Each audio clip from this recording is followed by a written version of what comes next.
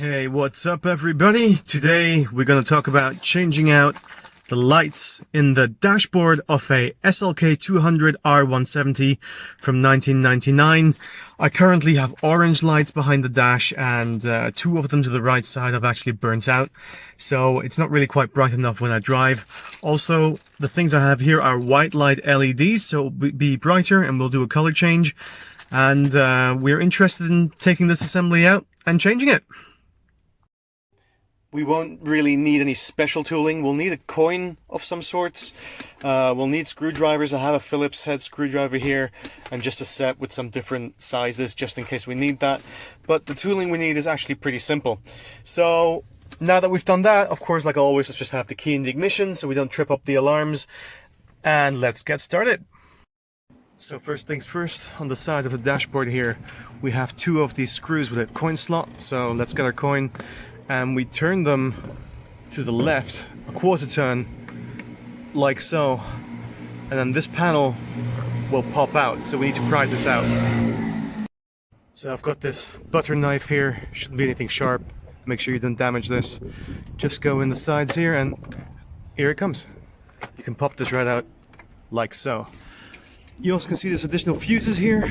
We don't need to do anything there, but it's actually quite amazing how many different fuse boxes this car has. Now the next thing is we can see a screw over here, and there'll be one just in there, so we'll need to get these two out.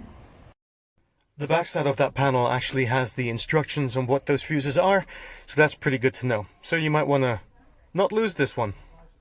Also, we've managed to get all the screws out, so this one's actually pretty long. Comes out of the vent just to the side there.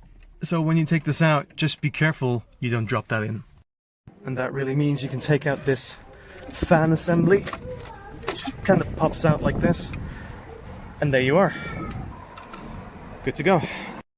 Now, as we have to take out the dashboard later, what you might want to do already is pull the steering wheel out as far as you can, like so. And then secure it back again. That will help us pull out this dashboard. Also, there's another screw here. We need that to remove this panel, and then there'll be a few screws underneath there which we also need to remove. There we go. So I've pried that panel loose with a knife as well. It's always a good idea to kind of keep your screws together for later on, so when you put the stuff back you actually remember what the hell you're doing. Now that panel is out, and you can see there's a screw here and the same one on the other side there. So I'm going to start removing these two now. Now the next step is going to be, and again your pry tool is going to be your best friend here, is to get this separated. So you can see there's a joint through here running on the other side as well, and this clicks together, so we need to actually go in here and separate all this out. So you can see if I go in with the pry tool here on the side, it starts coming apart. So we need to do this across, and then we can take this top part out. So that is starting to come loose here, and it's also popping loose here on this side. Now there are a couple of screws here at the bottom which hold this in place, but we don't have to worry about that because we're not actually looking to remove this bottom panel. We're only looking to pop out this top panel there. So again, the same thing applies. Get in there with your pry tool and just pop this out. And it's a little bit fiddly again, so I'll have to do this with two hands, but I'll come back to you once I've done this. So once you have that loose, with the motion of just bending it towards you, it will slide off these two little pins over here, which are your adjusters for your dimmer and your trip meter. And then this can be lifted out like so, exposing the dashboard assembly. Now, there are two more screws up there, and that should secure the top part, and there's two more down here, one there and one down there, so we'll need to remove those four screws. Alright then, let's get started. Right then, here we go, all the screws are out. So this assembly is actually loose now, like so. So we can pull this towards us, and you'll see that it's actually tight in here. Well, not tight, but it's being held in place by the cables it has on the back, and it's a little bit difficult to get this over the assembly. So I'm going to do this with two hands again, just to try and lift this out, but we might have to turn the steering wheel a bit whilst we're doing that. So, at the back of the instrument cluster, there are two of these multi-connectors, which have a little latch here that you need to loosen so you can get this cable out, because without that we can't really remove that.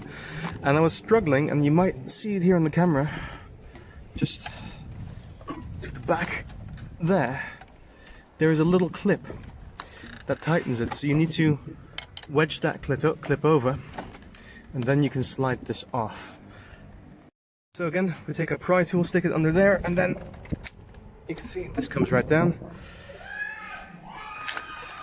And then this removes itself. And then we have to do the same thing for the other side over here.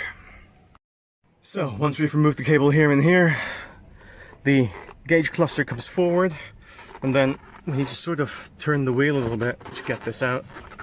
And it's a good thing we've pulled this back completely, because otherwise we wouldn't have any space at all to move. So turn the wheel. Maybe I should the other side. There you go. And here we are. The gauge cluster is in my hand. So now if we turn this around, you see here we have the various sockets. We have actually T5s and T10 fittings in here. I also have a set of T5 LEDs. I'm not sure if I'm going to place them. It might be really, really bright, but I thought whilst we're at it, we might be able to give that a try. Now,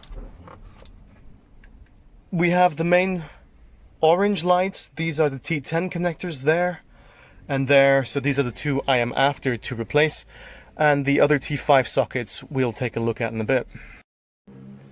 The T10s are actually a bit stiff to get out, but a plier will do wonders. And here we go. We can see this one is burnt out, so that's junk. And this one, I think was fine, but I'm going to replace that with the LED. Oh, that seems burnt as well. Oh, well, I'm not sure actually. Replacing them anyway. The T5s we can just remove with a screwdriver or also with the pliers. It doesn't really matter all that much. And those come out as so. Now I'm not sure exactly what all these are, so we're not going to screw around with this too much. Alright, let's get the replacements.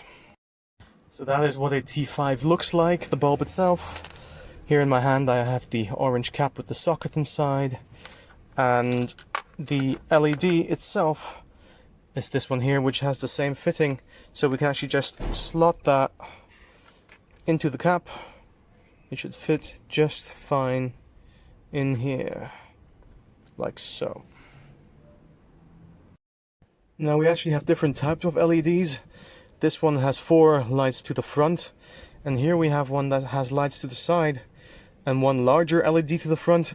I don't really know how the light distribution is going to work. You kind of have to imagine that a normal bulb, like an incandescent one here, has a 360-degree-ish sort of light dispersion, and an LED light is much more directional, so this might not be enough, in which case I may have to switch over to one of these. Trial and error, I'm afraid. I don't really know which one of these will be best. Right, so this is pretty annoying. I thought I'd go and check what these smaller lights are. They're actually like this, but it turns out the light bulb is soldered to the side fitting, which makes contact in here. So the problem that you have, if you're then like me and start pulling and prodding at it, it means you break it. And then what happens is this here. So these were the fittings which were soldered to the lamp, and I had to tear them off. And this is my LED. So what I'll have to do now, in an attempt to try to fix it, is solder those two things onto the sides here and reattach that into the holder. Now, I wouldn't recommend that. Just get spares from Mercedes then, because these are custom lights. You can't just change that. So the only thing we can really change are the T10 sockets. Hey ho. Now here's the next stupid thing. I connected this, but of course I connected it in bright daylight, so I can't tell what the bloody heck is happening. So I need to take a towel and build myself a tent of darkness. So excuse me whilst I go underground. Welcome to my den of inequity. Well, the side lights work. Let's turn on the mains. And I'm glad to say that nothing works. Okay, this is not good. Back to the drawing board. Ho, ho, ho! Something is working! But we can see that only one bulb is doing something, and I probably have the feeling that's the one with the more 360-degree element to it. So I'm going to be fitting the other one as well, and we'll try that out one more time. So I found the culprit. It seems to be that this connector is actually not working. I swapped these around and presto, this side works. Light bulb swap didn't work either. And this here is the light I broke. So what I did, next to the cluster, there's a whole collection of lights. And when you light up the dashboard on the front side, not everything gets lit. So I just removed one of those in a position where I didn't have one and moved it in here, and hey, it works. So I'm not too fussed about the warning lights not working on here, if that is actually one that you're going to use. I'm going to test one more time because that's the one I took originally. If that works, I'll put this back. But I have a scanner, so worst case scenario, I'll just use that. So that fixes that. But the next thing is actually finding out what's wrong with this. So actually the lights work. We figured it out. It was a loose contact in both the switches, so they just have to be in the right position to work. So I think that might have been the issue in the first place. Also, in terms of the light displacement, using these style bulbs with a 360 really makes no difference whatsoever. The illumination grade is exactly the same. So just use whichever ones you want. And now join me in my menagerie of evil. Failing. Darkness must have. Now, you fiend, you tried to take away my light, but I have defeated you! Okay, apologies for the slightly creepy interlude here, but it works, and I've restored the trip counter lights and everything else seems to be working, and it now is a bright orange hue tint kind of thing compared to the more darker orange on the side, so that's kind of cool. Get two colors, but this works. So now it's time to put it all back. And thus, we conclude our epic battle of dark versus light, good versus evil, towels against the sunshine. We've put everything back. Just follow all the steps we had in the beginning in reverse and you should be good. And there you have it. It works. It's gotten kind of late now, so we can actually see the lights without the towel. This took longer than I had hoped for. But here we are, worth it. So if this was helpful to you, give it a thumbs up. Like that, thumbs up. Leave a comment, subscribe to the channel. I do a lot of other work on my SLK and I plan to do some more in future.